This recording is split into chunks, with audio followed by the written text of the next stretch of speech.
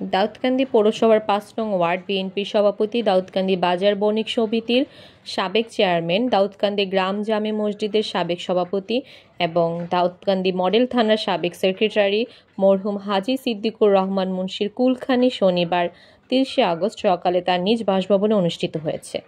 এর আগে গত বৃহস্পতিবার ২১ আগস্ট রাজধানী প্রোঅ্যাক্টিভ হাসপাতাল অ্যান্ড কলেজ হসপিটালে চিকিৎসাধীন অবস্থায় তিনি শেষ নিঃশ্বাস ত্যাগ করেন। ইন্না লিল্লাহি ওয়া ইন্না ইলাইহি রাজিউন। মৃত্যুকালে তার বয়স হয়েছিল ৭৫ বছর। শুক্রবার বাদ জুমা দাউদকান্দি পৌর শহীদ রিফাত পার্ক ঢাক বাংলা মাঠে তার জানাজা অনুষ্ঠিত হয়।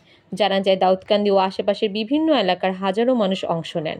পরে তাকে দাউদকান্দি কেন্দ্রীয় কবরস্থানে দাফন করা হয়। তিনি মৃত্যুকালে এক ছেলে ও ৩ মেয়ে রেখে গেছেন। মরহুমের ছোট ছেলে রাহাত আহমেদ বাবু বাবার আত্মার মাগফিরাত কামনা করে সবার কাছে দোয়া প্রার্থনা করেছেন। এছাড়া বিএনপি নেতা রোমান খন্দকার, সাবেক কমিশনার বিল্লাল হোসেন সুমন খন্দকার এবং বিএনপি নেতা শাহাদাত হোসেন সাকু তালুকদার মরহুমের জন্য দোয়া কামনা করেছেন।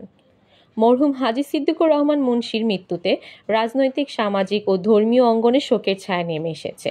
বিভিন্ন মহলের নেতৃবৃন্দ তার বিদেহী আত্মার মাগফিরাত কামনা করেছেন এবং শোকসন্তপ্ত পরিবারের প্রতি সমবেদনা জানিয়েছেন।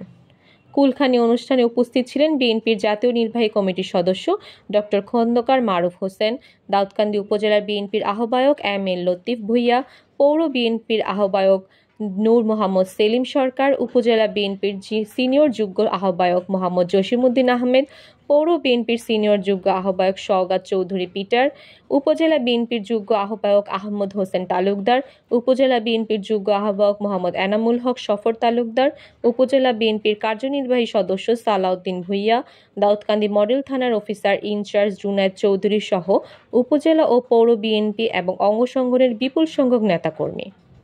এছাড়াও এলাকার বিভিন্ন শ্রেণী পেশার মানুষ মরহুমের আত্মার মাগফিরাত কামনা করে কুলখানিতে অংশগ্রহণ করেন।